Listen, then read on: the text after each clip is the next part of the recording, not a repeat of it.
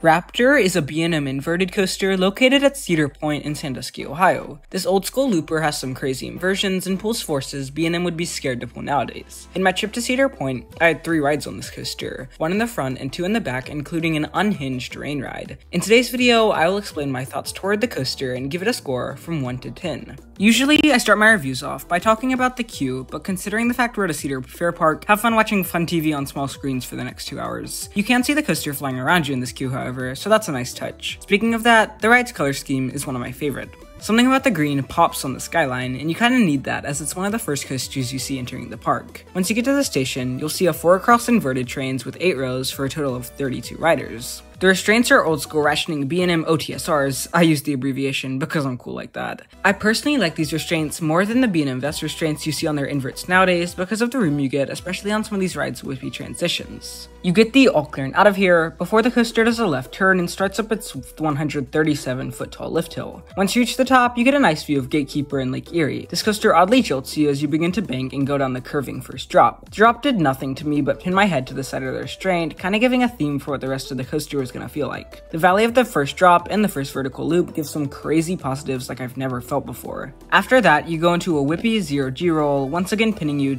to the restraint. You have a bit of straight track and go into the coaster's Cobra roll, where Alpengeist Cobra roll basically kills you. Raptor's is more of a graceful but still intense element. Your head is at the side of the restraint, but it stays there for the whole element, unlike Alpengeist, which shakes your head around.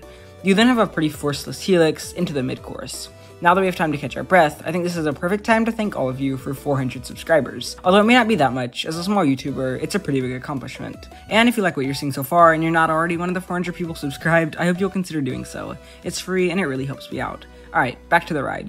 You have a downward helix off the mid-course, which gives some solid positives, before going into a corkscrew, which once again pins your head to the side. You have a right turn into another corkscrew, doing the exact same thing as the last. A downward helix follows that, which nearly rips your legs off. Like, seriously, the positives at this part are insane. You have one last turn and absolutely get flung into the final brake run. Like, I don't know what it is, but the last whip is insane. You can't tell from the POV, just take my word from it. To sum it up, Raptor is a fun, intense coaster. I love these old school B&Ms simply for their intensity, and I think Raptor showcases this better than any ride out there, besides maybe Kumba, but that's a video for another day. I also didn't talk about it too much in this review, but Raptor in the rain is an experience that can't be beat, and my rain ride on this coaster is one of my fondest memories from any theme park ever. For a final score, I give Raptor an 8 out of 10. That's all for this video. Once again, thanks for 400 subs, and I'll catch you in the next one. Have a great day.